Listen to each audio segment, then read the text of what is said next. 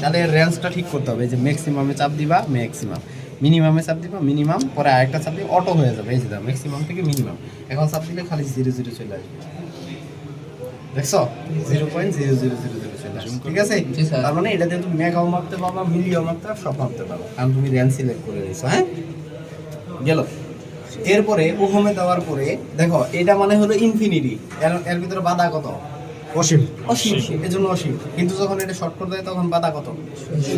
এই যে দেখো, দেখছো? তাহলে আমরা দেখি একটু টেস্ট করি। এখানে রাখলাম, রাখার পরে প্রথমে আগে ওই একইভাবে আমরা পিছন দিক থেকে এবার করে যাই, এটাতে দিলাম, এটাতে লাল দিব। হ্যাঁ, দেওয়ার পরে একটা বাঁশ বাড়ি দিব। কাহিনী তো সেম।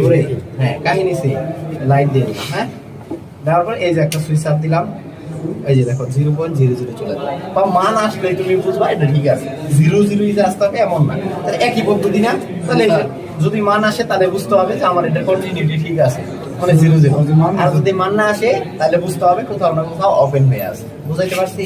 তাহলে এই যে এইভাবে একইভাবে দেখো, এই যে মান আসতেছে, দেখছো?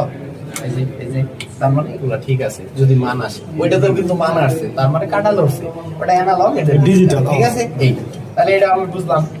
এরপরে দেখি এইটাকে আরেকটা পদ্ধতিতে করা যায়, সেটা হলো বাজ। বাজ মানে শব্দ